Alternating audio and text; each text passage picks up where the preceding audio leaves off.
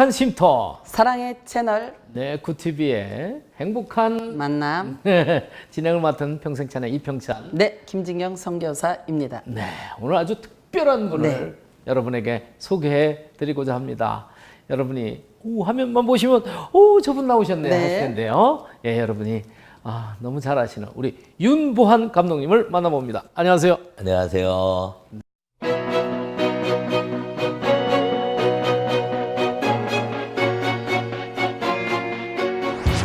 우리 영광 네. 감리교회 당회장님이시고, 사실은 오늘 그 많은 사역 중에 가장 귀한 사역을 여러분에게 소개해 드리고자 네. 우리가 찾아뵀어요. 네.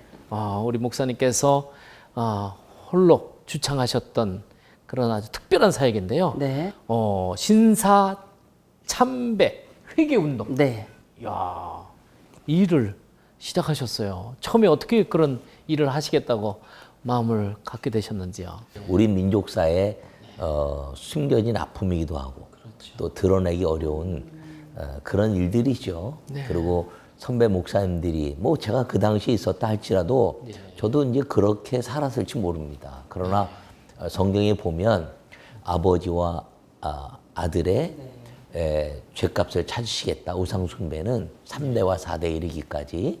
그리고 또 이제 조상들의 죄를 회개하는 것이 이스라엘 성경의 역사이기도 하고. 그렇죠. 그래서 이걸 잘 끊어내면 우리 민족이 영적으로 더 하나님께 쓰임 받지 않을까라고 생각할 수 있는 부분들이죠. 네. 많은 분들이 이제 그렇게 얘기해 왔는데 제가 22년 전에 22년 전에. 네. 기도하다가 이 숫자를 알게 됐어요. 1938910.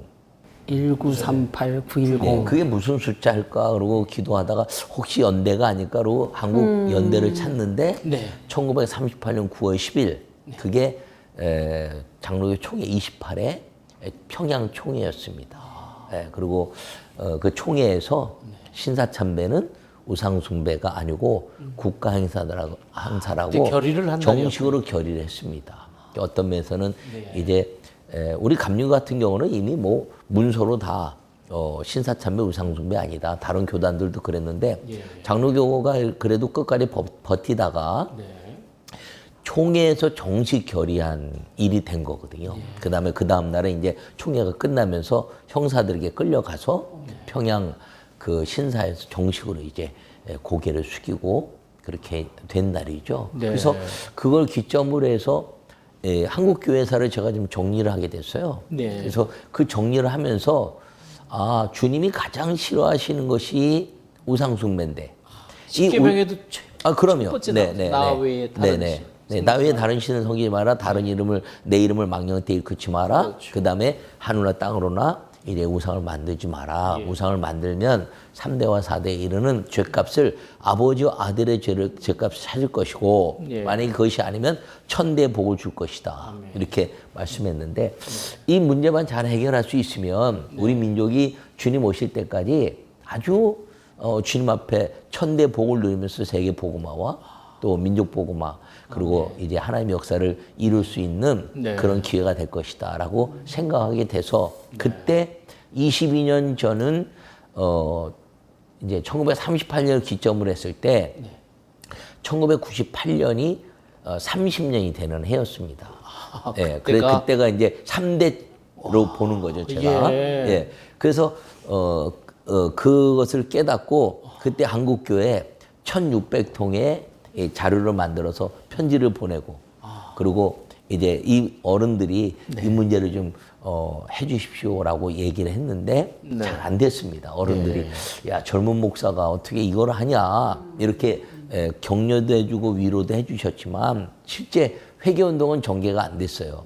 그러나 이제 뭐 교단마다 뭐 장로교에서 1956년도에 그 회개를 얘기하기도 하고 2009년도에는 몇 개 교단이 하기도 했는데 민족 전체가 할 수 있는 기회는 없어서 제가 이제 요청을 했었고 요청을 했는데 잘 안 됐어요.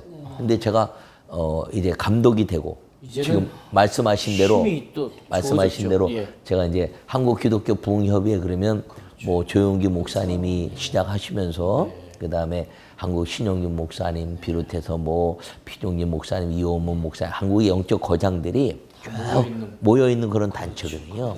제가 49대 대표회장 하면서 대표회장님이시니까 이제는 그래서 좀 힘이 생겼죠. 뭐가 좀 엮을 수 있는 네. 그 구심점이 좀 되겠다라고 생각해서 네. 이것을 이제 다시 드러내고 이 회계 문제를 한번 풀어가자 그랬는데 올해가 80년이 되는 해입니다.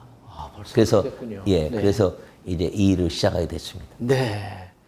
이야, 참 우리 선교사님 말씀하신 대로 역시 영적인 거장이십니다. 누구도 따라올 수 없습니다. 하면 일하면 우리 윤보한 감독님이세요. 아멘. 네. 저 감독님 많은 일을 하고 계시는데 지금 현재 저 신사참배에 대해서 많은 일을 하고 계시는데 어떻게 지금 진행하고 계시는지 좀 궁금하거든요. 사실 제가 신사참배 이 문제를 처음 깨달았을 때는 선교사였습니다. 그래요? 그러셨구나. 어디에서? 싱가포르에서 이제 싱가포르. 선교사역을 하고 있었고, 그러면서 한국 교회사를 쭉 다시 정리하는데, 뭐 이것이 뭐 학문적으로 뭘 얘기하냐 아느냐 이렇게 따지면은 뭐 좀 얘기를 어떻게 끌고 가야 될지 모르겠지만 저는 이제 전 목사고 네. 부흥사기 때문에 이 영적인 눈으로 좀 바라보게 됐어요. 그래서 지난 22년 동안 해오면서 그 당시에 제가 이 193890이라는 그 날짜를 다시 이제 중심을 쭉 했는데 3대와 4대 이르는 죄값을 아버지와 아들에게 찾는다 그랬는데 한 세대를 30년으로 보면 당대가 우상숭배한 당대가 어려움 당합니다. 솔로몬이 우상숭배했을 때 북이스라엘과 남유다로 나누었던 것처럼 그다음에 30년을 한 세대로 보통 보는데 한 세대를 볼 때 그래서 제 일기는 그 당시 1938년 이제 중심으로 해서 각 교단들이 그 전후를 해서 이제 우상숭배가 아니다고 선언한 그 당대에 가장 어려움을 당하죠. 그렇죠. 예, 그게 그 당시 이제 이 신사참배 문제를 그 일본이 얼마나 악랄하게 했냐면 일본의 신궁이 하나예요. 근데 대한민국은 신궁을 2개나 만들었고요. 오히려 더. 예, 그리고 그 전국에 신사라고 말하는 것을 1141개를 만들었습니다. 비공식적으로 따지면 2000개가 넘는 신사를 동네마다 해왔고 그 다음에 그 당시 역사를 보면 가정마다 집집마다 이 신사 참배할 수 있는 그 부적을 만들어서 가정에 나눠주고 이렇게 그 박스처럼 집에다 두고 거기에 이제 우상으로 섬기게 하는 그런 일들을 한 겁니다. 물론 뭐 거부한 사람도 있지만 또 한 사람도 있어서 사실 가정마다 동네마다 저 함경도부터 제주도 이리까지 온 신사 운동을 벌여왔거든요. 우상 숭배에 대한 그 영적인 흐름이 전국으로 이렇게 퍼졌군요. 그게 왜 그랬냐면 1919년 3월 1일 이게 사실 민족의 기도 운동입니다. 네. 그래서 3.1 운동을 통해서 교회가 민족교회가 되고 그러면서 확 부흥하면서 교회가 부흥하고 그리고 많은 사람들이 교회에 몰려오면서 독립을 꿈꾸는 일을 하게 되니까 일본은 그럼 교회가 가장 싫어하는 게 뭘까? 이걸 연구해내다가 우상숭배가 하나님이 제일 싫어하시고 교회가 제일 싫어하는구나. 그래서 이제 일본의 그 우상 신궁 그다음에 신사참배에 대한 것들을 한국에 가져오면서 이거는 국가 행사가 아니니까 너희들 절해라라고 이제 그렇게 만들어 호도해서 호도한 거죠. 야, 네. 그러면서 미혹한 그런 영적인 아주 악한 사탄의 괴계였군요. 네, 그렇죠? 뭐 어쨌든 그래서 그것을 가져오면서 한국에 갑작스럽게 부흥하던 교회가 핍박이 들어오니까 어려움을 당합니다. 그리고 많은 그 민족 지도자들이 또 그 민족 지도자들 중에서 뭐 말할 것도 없죠. 그런데 감리교에서는 강정근 목사님이라는 분이 1941년도에 순교하고요. 장로교에서 뭐 우리가 잘 아는 주기철 목사님이 1944년도에 이제 순교하시거든요. 그다음에 뭐 장로님, 뭐 권사님, 뭐 평신도에 이르기까지 그 당시 교회가 200교회가 문을 닫고 2,000명의 성도들이 전국에 투옥됩니다. 감옥이 들어갈 데가 없어가지고 네. 더 집어넣지 못하는 일이 생긴 거죠. 예. 그러면서 한국 교회의 성도들이 힘을 확 잃어버리게 되고 창씨개명 또 이제 뭐 여러 가지 그 일본의 일들 때문에 막 몰아가면서 민족 지도자들이 전부 다 이제 일본 앞에 굴복하지 않습니까? 네. 그러면서 이제 하나님이 우리 민족에도 기회를 주셔서 해방을 맞이하게 하시죠. 저는 이 해방의 기회를 하나님이 주셨다라고 생각하거든요. 왜냐하면 이제 그 해방을 통해서 신사참배한 목사님들과 신사참배하지 않은 목사님들이 연합해서 회개하고 용서하고 민족의 아름다운 역사를 이끌어가기를 원했는데 분리됩니다.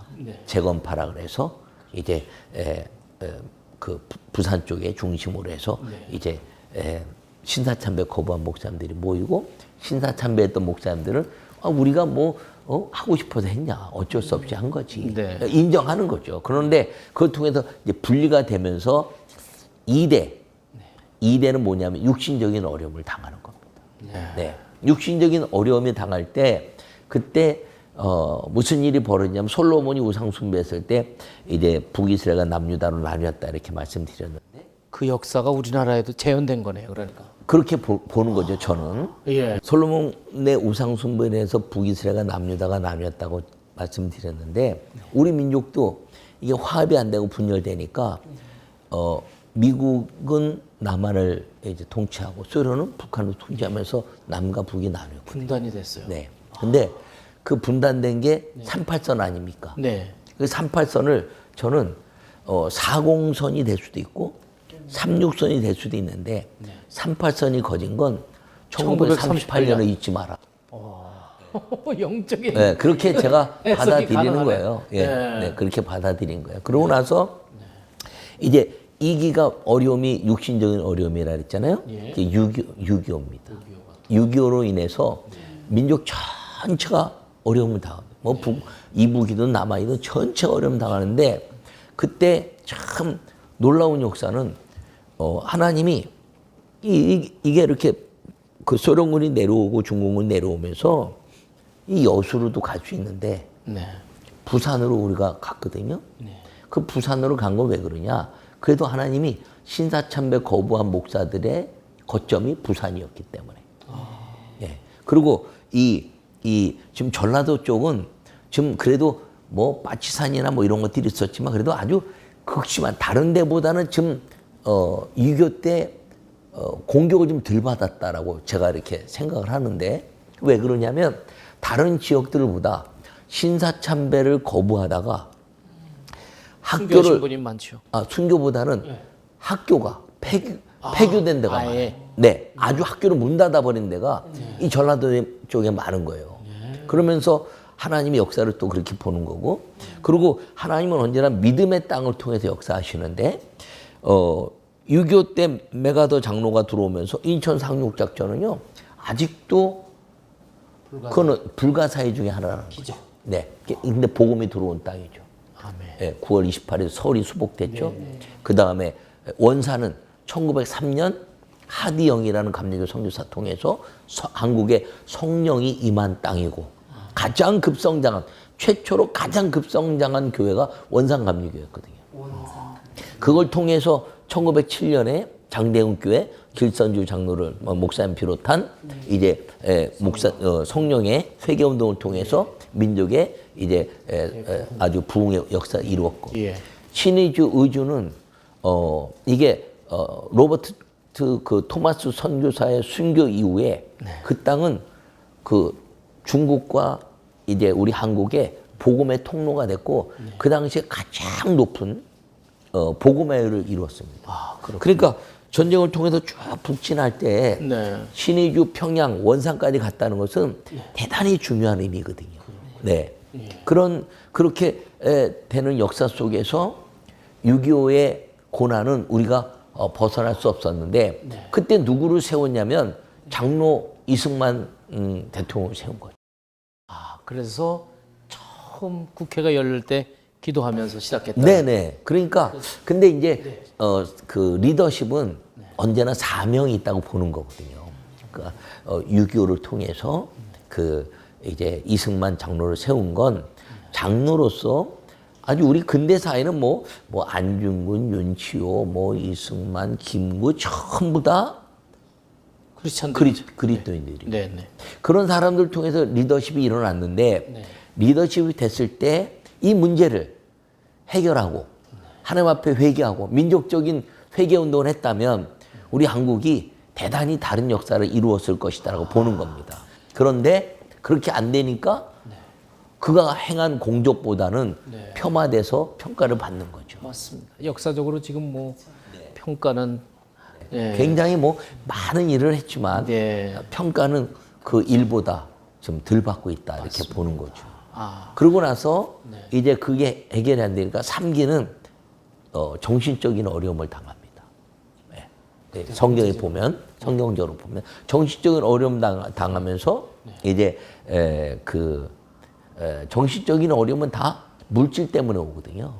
사람들이 물질 때문에 정신적인 어려움인데 6.25 때 무슨 물질이 있나요? 없죠. 네, 그런 정신적인 어려움 당할 게 없는 거예요. 먹고 살기 바쁜데. 네, 그런데 이제 먹고 살만하니까 먹고 살게 해주신 역사가 있는 거죠. 그게 뭐냐면 6.25 이후에 또 30년 동안 1968년 이후에 가장 빈민국에서 30년 동안 이제 하나님의 역사를 이루는데 그 하나님의 역사를 이루는 그것이 무엇이냐면 이 한국의 경제가 부흥하는 거예요.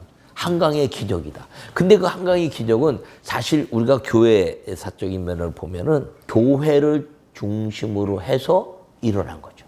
아, 근데 놀라운 건 제가 아까 1938년 네. 38선 얘기 하지 않았습니까? 네. 근데 요 30년 동안 그 경제적인 부흥을 일으키는 분들이 누구냐면 1938년을 중심으로 태어난 사람들이 영적 각성운동을 일으킵니다. 네. 예. 뭐 세계적인 역사를 이룬 우리 조영기 목사님 1936년생이시고 아, 그렇군요. 네. 뭐 그 전에 뭐 김장한 목사님 이런 분 다 34년생 뭐 이렇고 1938년생 네. 뭐 피종진 목사님 또 이호문 부흥사 감독님 예. 또 뭐 지금 금남교에 있는 뭐 김홍도 감독님 이런 분들이 다 38년생이고요. 그리고 40년까지 해서 요 한 10년 어간에 태어난 분들을 마치 하나님이 모세를 태어나서 애굽에 출애굽시킨 역사처럼 네. 요 1938년생들을 어간으로 해서 태어난 사람들을 하나님이 강력한 주의 종들로 부르시고 이 민족의 교회 회개, 개인 회개를 통해서 한국 경제가 확 살아나서 세계 12국가까지 되는 겁니다. 아멘. 예. 그게 1998년 IMF 때까지라는 거죠. 근데 IMF 때 대통령이 누구냐? 김영삼 장로님입니다. 하나님이요. 횟수가 딱딱 맞아 떨어지네. 예. 아니 그러니까 이 역사라는 게 저는 복음은 역사를 따라 흐르고 복음은 또 역사를 만든다. 그러니까 하나님이 모든 역사를 만들어 가시는 거죠. 우리 민족사를 보더라도. 예. 그러니까 제가 이 교회사를 정리하고 제가 영적인 눈으로 이거를 보면서 예. 제 스스로 전율을 느끼는 거죠. 그러시겠네. 그러니까 22년 전에 1996년도에 제가 이걸 깨닫고 네. 한국교회 그렇게 외쳤던 것은 우리 민족을 살 수 있는 방법을 우리가 회개를 해서 끊어내고 예. 영적으로 그리고 하나님 앞에 온 민족이 가면 놀라운 역사 있을 것이다. 그리고 외쳤는데 예, 그때는 너무 젊고 네 그때 뭐 힘도 없고 예, 제가 뭐 그때도 뭐 지금도 젊지만 그때 너무 젊어서 예, 뭐 22년 전이니까 뭐 그때야 뭐 네, 40대 아니 40대죠 그때도 그러면서 22년을 계속 그래도 주창해 오면서 이렇게 그러니까 이제 제가 이제 뭐 부흥단체 방송국 대표 부흥단체 대표회장이나 뭐 오살리 뭐 그 부흥단에 같이 하면서 쭉 뭐 세계보고마 협의회 대표회장 뭐 세계보고마 중앙협회 지금 이제 상임 부총 뭐 부흥단체들을 저는 뭐 많은 단체들에 가입하는 걸 별로 원하지 않고 한국 교회사에서 그래도 중요한 단체들에 제가 가입해서 이제 일했던 것은 끊임없이 이 문제를 제가 이를 제기했던 성취하기 거예요. 위한. 네. 예. 근데 그럼에도 불구하고 잘 되지는 않았어요. 근데 올해 80년이거든요. 예, 신사참배가. 근데 김영삼 장로님이 이제 대통령 되고 나서 IMF로 어려움 당하지 않습니까? 아까 말씀드린 대로 리더십은 사명이라는 거죠. 예. 하나님이 그 1938년부터 해방 때까지 뭐 하와이를 중심으로 해서 또 이 근대사의 이 정치, 문화, 경제까지 전부 다 그리스도인들이었거든요. 그렇죠. 그리고 이 경제적인 문제를 이룰 때는 그 다음에 독립하고 나서 6.25 거치면서 그러다가 경제적인 붕을 이룰 때는 지금 아까 말씀드린 대로 1938년생을 중심으로 한 영적인 개교의 회개, 개교의 회개, 개인 회개를 통해서 한국 교회가 확 부흥이 일어나고 교회 부흥뿐 아니라 100년 만에 1000만을 이뤘고 경제적인 부흥도 일어나죠. 예. 근데 그게 왜 하나님이 그렇게 하셨을까? 그게 사명이라는 거죠. 예. 근데 아까 얘기했죠. 정신적인 어려움은 경제적인 어려움 올 때 온다고. 1998년 IMF 딱 오면서 97년, 98년 IMF 오면서 확 정신적인 어려움이 온 겁니다. 그렇죠. 네. 그러면서 지난 20년 동안에 이제 제4학이 와서는 안 될 영적 이제 죄값을 찾으시는 일이 20년 동안 벌어졌다는 거죠. 하나님이 손 놓으시면요 당할 자가 없어요. 네, 뭐 육신이든 뭐 물질이든 뭐 영적이든 하나님 손 놓고 이렇게 관망하시면 아무도 손을 못 대는 겁니다. 한국 교회 이 신사참배 70년이 될 때 주님이 또 기회를 주신 거예요. 그게 뭐냐면 장로를 대통령이 또 세운 거죠. 이명박 장로님. 예. 그러니까 저는 우리는 민족은 안 믿는 거국적으로 보시니까 네, 안 믿는 영적으로. 민족이고 뭐 기독교 국가도 아닌데 아니 1919년 이후에 한국 교회 엄청난 리더십들이 다 그리스도인들이고 그리고 우상 숭배 때문에 고난을 당했지만 6.25 통해서 장로 대통령을 세우고 IMF 때 장로 대통령을 세우고 70년대 때 또 장로 대통령을 세운 이유는 그 사람들을 통해서 이 민족이 회개운동을 이루고 말세 주님의 재림을 준비해가는 민족이 우리 민족이 해주시는 하나님의 기회라고 봤던 거죠. 아멘. 네. 야, 그래서 이 지금 진행했던 일을 이 초교파로 범국민적인 운동으로 이제 다가오는 10월 28일 날 큰 행사를 갖는다고 들었습니다. 네, 우리가 요 문제 때문에 네.